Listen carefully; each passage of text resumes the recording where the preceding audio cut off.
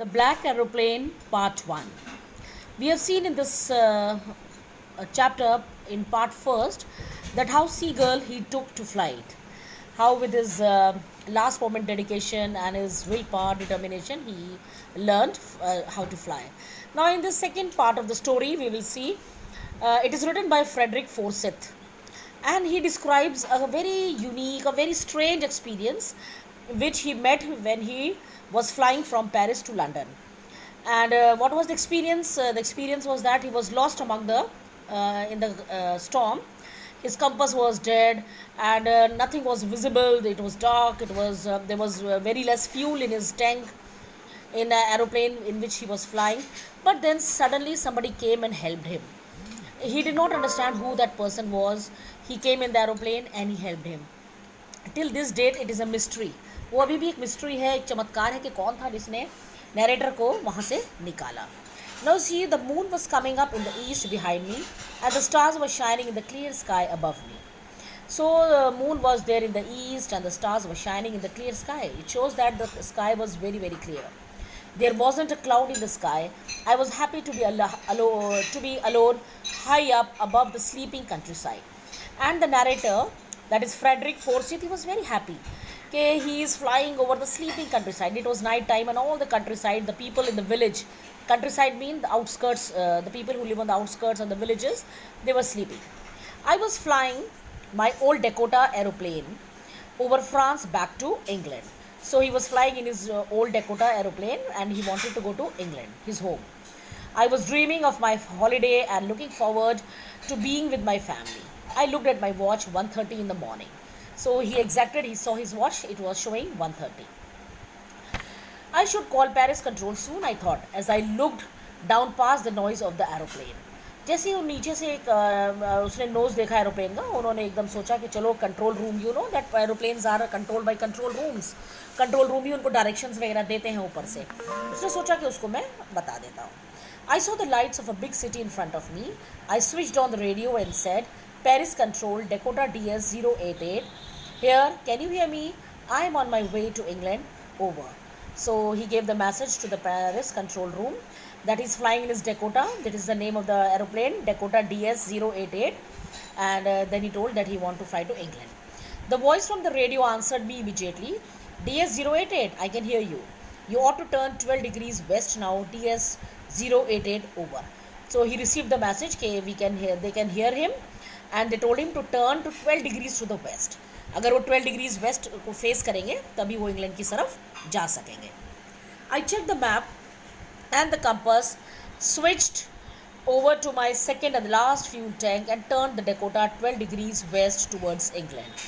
And then he checked his map, his compass, and then he switched means turned to his last, and that was the second tank of the fuel, of the petrol or diesel, whatever it is, and he turned his Dakota, his aeroplane, towards England. I'll be in time for breakfast, I thought. A good big English breakfast. Everything was going well. It was an easy flight. And he was thinking that for the breakfast he would be in his hometown in London. He will go to England, and it was just easy flight. Paris was about 150 kilometers behind me when I saw the cloud, and hardly he just crossed 150 kilometers from the Paris when he saw the clouds, storm clouds. They were very huge. They looked like black mountains standing in front of me across the sky. उसने देखा बिल्कुल उसके सामने पूरे black clouds आ चुके हैं. I knew I could not fly up and over them. He knew that he cannot fly. And I did not have enough fuel to fly around them to the north or south. उसने सोचा ना तो इनके ऊपर से निकल पाऊंगा, ना नीचे से निकल पाऊंगा, ना ही इनके नॉर्थ और साउथ जाऊंगा, क्योंकि he doesn't have enough petrol. I thought to go back to Paris. I thought, but I wanted to get home. I wanted that breakfast.